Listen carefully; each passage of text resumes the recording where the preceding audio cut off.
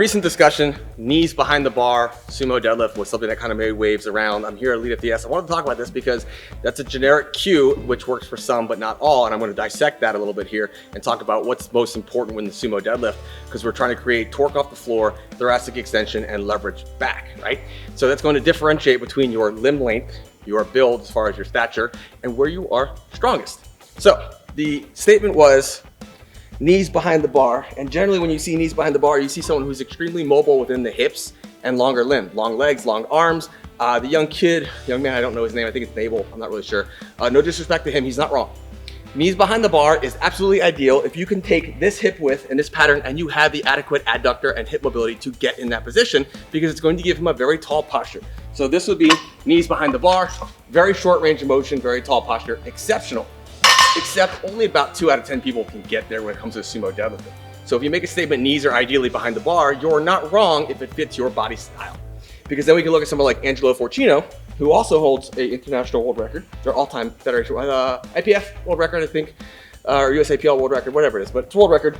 He has a modified narrow stance, which means his knees are gonna be very well over the bar, super strong squatter, super strong squats. He's right here with his mixed grip. His knees are over the bar as he pulls through. So if you told him knees behind the bar, this isn't gonna work for sumo. That's called the conventional deadlift. So you have to understand when you're looking at different leverages or different cues, who does it fit? Yes, knees behind the bar is going to ideally give you external rotation torque and hip torque off the floor if you are hip strong and long limbed. If you are not hip strong and you are quad strong, that's going to make it so you can't break the floor. I'll give you a kind of a happy medium here. Yes, I have the mobility to go wide flared, tall posture, knees behind the bar. However, I have about 150 less pounds on my deadlift when I try to break the floor from there to where I come in just 2 inches and my knees are just slightly over the bar. They're not in front of, they're just slightly over the bar, and we're here, just slightly modified.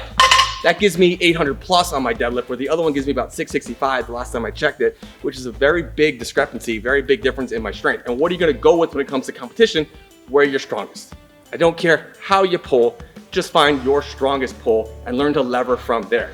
Got strong quads, medium to narrow stance. Have really strong hips and long limbs, wide flared knees behind the bar. They both work. True coaching is understanding what works for which athlete and not having a direct blanket statement that says this is ideal, because it's not ideal for everyone. We're all built differently.